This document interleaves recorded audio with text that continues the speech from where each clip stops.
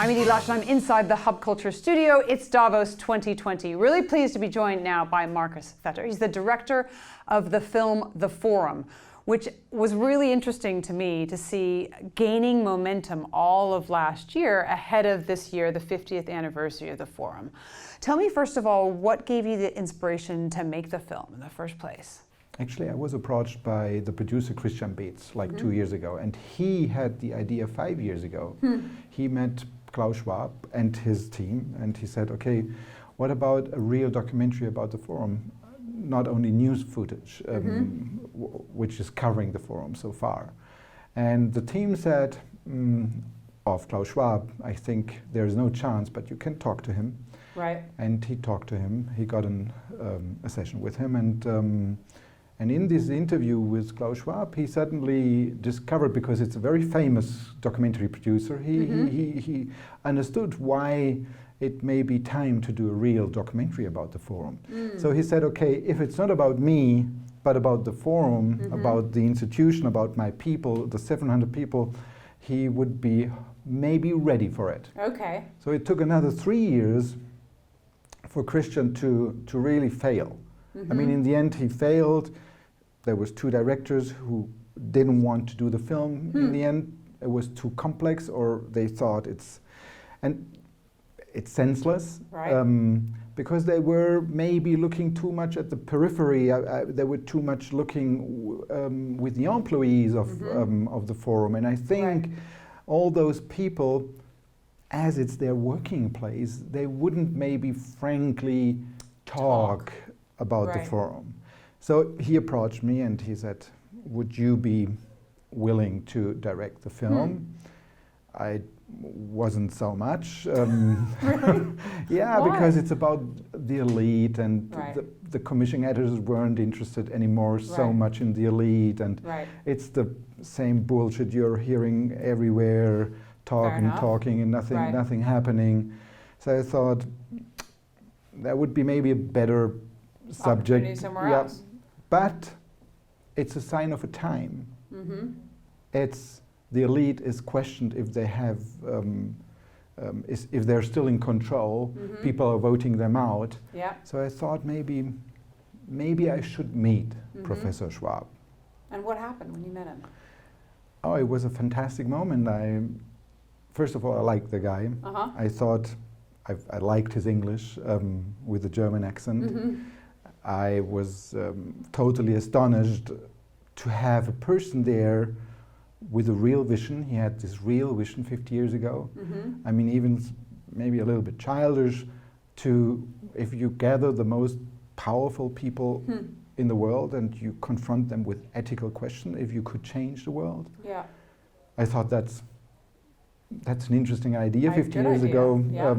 Today, from hindsight, you think, no, that's not possible. We're the most powerful people. But back then, I thought, wow, yeah, maybe that could work. And the second thing was his multi-stakeholder approach, which was revolutionary, I think, back then, when he said, okay, a company, a stock company, is not only responsible for their shareholders, but also for their employees, for the nature, for the whole society. Stakeholders in general. In general, I thought, wow, where did he pull that one from? Yeah, and where, because nobody is thinking that the world got better. So did he lose his idea? Was it successful? So I thought, yeah, it's interesting. I'm going to go on that journey. Going to go for it. So it was interesting because the film isn't totally pro-Forum. I mean, you don't pull your punches, and you definitely call out some areas where there's some challenges. And did the Forum, in the end, did he like it? Have you gotten any feedback? Yes, he started liking it. First of all, he trusted a lot, and I got a lot of access. Access which he got it because I showed him 3 films. I said, you should watch 3 documentaries in order to understand that. That's not just a TV doc or something like that. What documentary filmmaking is really about. He watched a film about my Turkish father, about Heart of Jenin, about Palestine, and another crime film actually, and he liked them all, and he understood, I think, what documentary filmmaking is, and they had a hard time because they were really. There's Jennifer Morgan from Greenpeace, and she really didn't hide that she had a problem also with the forum, and she explained it with some harsh words, and all that. It's in a film, but that addresses the concerns of the audience, and you need to bring that in the film. But he could also see that the film is very fair, and he could feel that I think I like what he's doing, actually, and I think he's a host. He's a great host. He has created that platform, and he's not responsible for his guests. And I think that's the relationship. He puts them under a certain motto to make the world a better place. What the guests are doing with it, it's their issue. Yeah. Exactly. And I think. And he has this explanation that some call it appeasement, that he brings all these Bolsonaros and Trumps in it. How far can you go? But his explanation is he wants the sinners also come to the church, and he wants them to have them in and educate them in a certain way. And I think also this philosophy I can accept, and he sticks to it. And it's not my turn to criticize that. I mean, others can do that, but that was not important for me. And what's been the reception of the film? How have the audiences liked it? So first of all, we were accepted at the biggest film festivals, and it was actually for TV. We were accepted at the Leipzig Film Festival. We were the opening film, and that's a very left-wing film festival. Then we were running at ITFA, at the International Documentary Film Festival, the biggest film festival in the world, in Amsterdam, a very left-wing film festival.